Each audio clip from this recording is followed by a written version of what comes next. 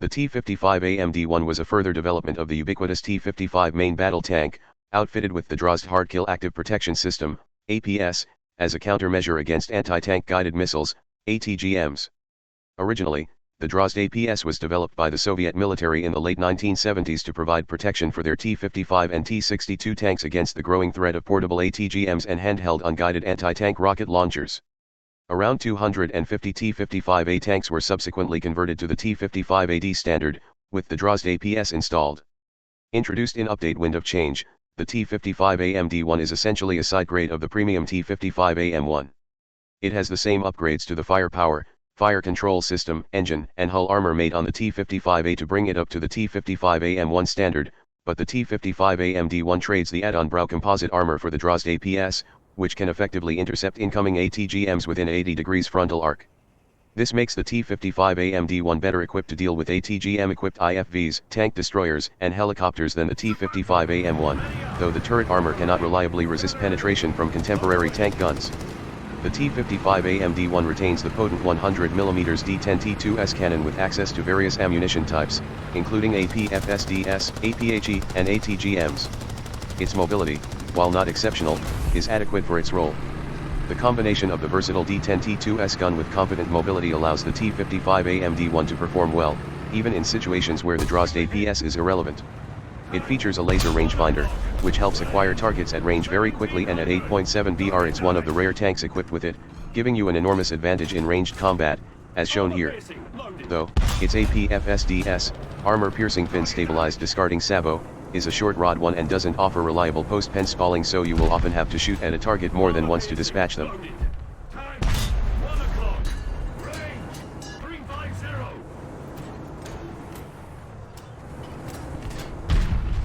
Armor piercing loaded. Target destroyed.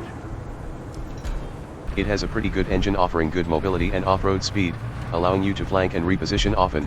With a backup speed of 7.5 km per hour, it can get out of harm's way rather quickly if needed, though this is less quick than the average vehicles at this BR bracket.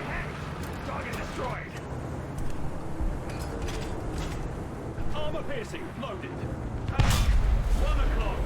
Range 400. The biggest threat to you are gonna be FS slingers and long rods APFSDS ammunitions, which will penetrate your turret easily since it's your most vulnerable spot on the tank.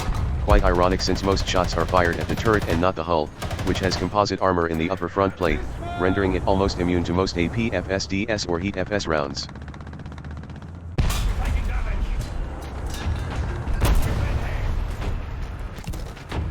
Smoke grenades and S can and will save you often, though.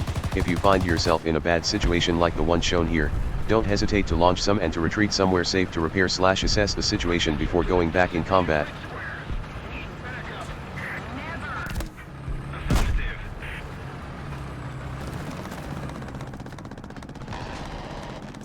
Remember to communicate with your team. If you are repairing, tell them. If someone is nearby, they could help you or cover you for its duration.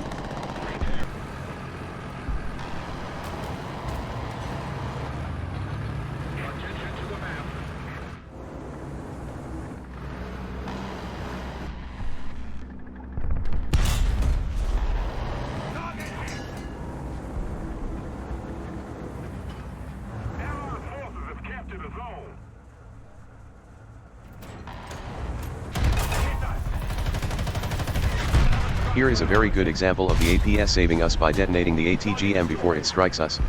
We still took minor damage to the left track, but the rest of the vehicle is unscathed. Repairing. Allied forces have captured a zone.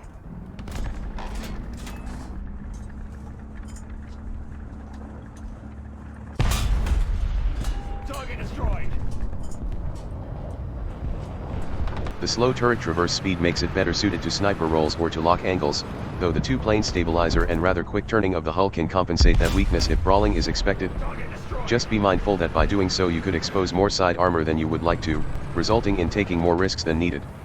In the end, the T55 AMD-1 is a great vehicle for its BR bracket, well armored and carrying a potent gun capable of dealing with most threats from the front. It has great mobility and okay servability.